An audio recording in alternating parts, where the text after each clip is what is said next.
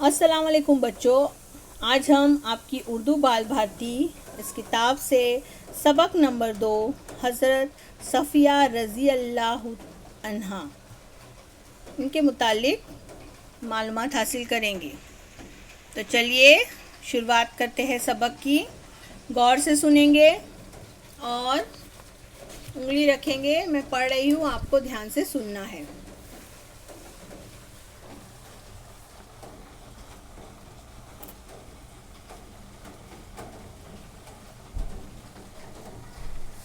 سبق نمبر 2، حضرت صفیہ رضی اللہ عنہا۔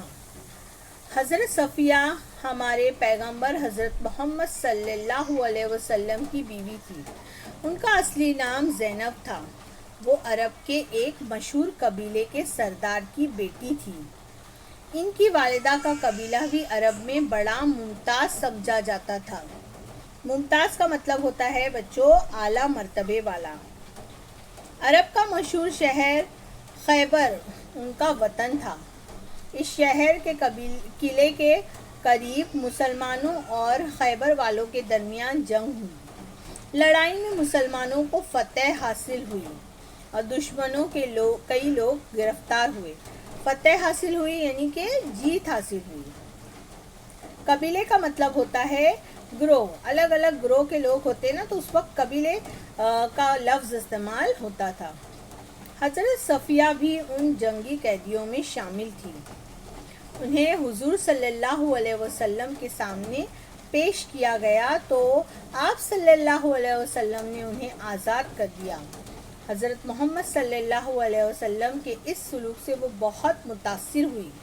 حضرت محمد صلی اللہ علیہ وسلم نے انہیں یہ اختیار بھی دیا کہ چاہے تو وہ اپنے قبیلے میں واپس چلی جائے یا آپ صلی اللہ علیہ وسلم کے نکاح میں آ جائے۔ حضرت صفیہ نے حضور صلی اللہ علیہ وسلم کی بیوی بننا پسند کیا اور رسول اکرم صلی اللہ علیہ وسلم نے ان سے نکاح کر لیا۔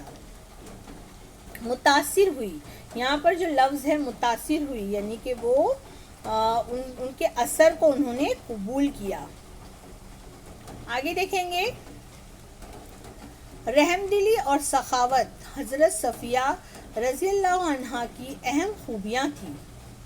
جب وہ حضور صلی اللہ علیہ وسلم کے ساتھ مدینہ تشریف لائی تو پیارے رسول صلی اللہ علیہ وسلم کی چہیتی بیٹی حضرت فاطمہ ان سے ملنے آئی۔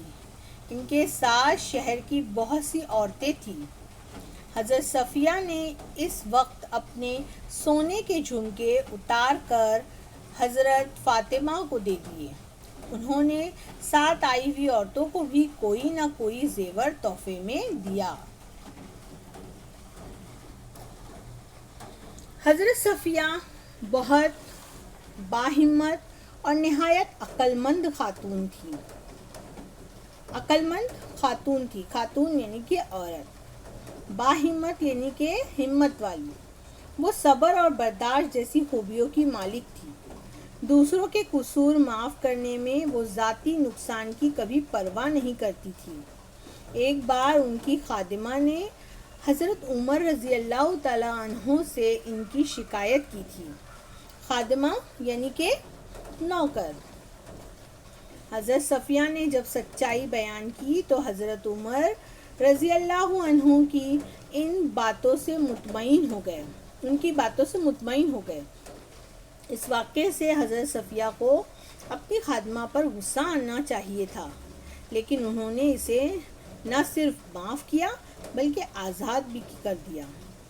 حضرت صفیہ کو حضرت محمد صلی اللہ علیہ وسلم سے بڑی محبت تھی۔ ایک بار کسی بات پر آپ صلی اللہ علیہ وسلم نے حضرت صفیہ سے ناراض ہو گئے تو حضرت صفیہ نے فوراً حضرت عائشہ کو ثالث بنا کر آپ صلی اللہ علیہ وسلم سے صلح کروا لی۔ ثالث کسے کہتے ہیں؟ ثالث کا مطلب ہوتا ہے صلح کرنے والا، دونوں کے بیچ میں صلح کرنے والے کو ثالث کہتے ہیں۔ اور پھر آخری دم تک آپ کو ناراض نہ ہونے دیا۔ حضرت صلی اللہ علیہ وسلم کی بیماری کی حالت میں حضرت صفیہ نے نہایت دکھ بھرے انداز میں کہا، یا رسول اللہ، کاش آپ کی بیماری مجھے ہو جاتی، حضور صلی اللہ علیہ وسلم نے یہ سن کر اپنے گھر کے افراد سے فرمایا واللہ وہ سچی ہے۔ واللہ، یہاں واللہ کا کیا مطلب ہے؟ اللہ کی قسم، ان کی باتوں میں دکھاوا اور بناوٹ نہیں ہے۔ مصیبت میں گھرے ہوئے لوگوں کی مدد کرتے وقت حضرت صفیہ اپنی جان اور مال کی پرواہ نہیں کرتی تھی۔ ایک بار حضرت عثمان رضی اللہ تعالیٰ عنہ کے گھر کو دشمنوں نے گھیر کر ان کا کھانا پانی بند کر دیا تھا۔ حضرت صفیہ اپنے خچر پر سوار ہو کر حضرت عثمان کی مدد کو پہنچی، لیکن دشمنوں نے انہیں مکان میں داخل ہونے نہ دیا۔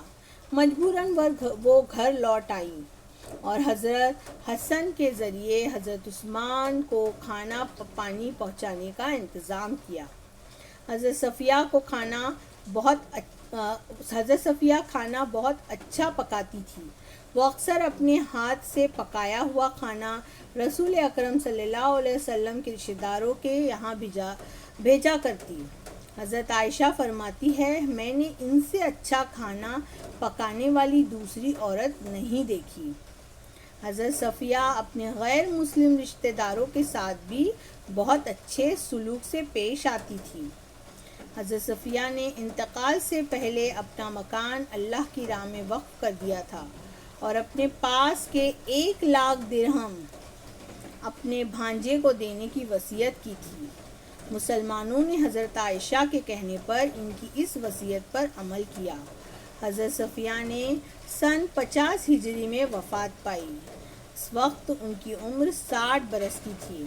انہیں بقیع نامی قبرستان میں دفن کیا گیا۔ امید ہے بچوں آپ کو یہ معلومات سمجھ میں آئی ہوں گی اور آپ ویڈیو کو بار بار دیکھ کر جو مشکل الفاظ ہے اس کو پڑھنا سیکھیں گے۔ پھر ملتے ہیں نیکسٹ ویڈیو میں، جب تک کے لیے اللہ حافظ۔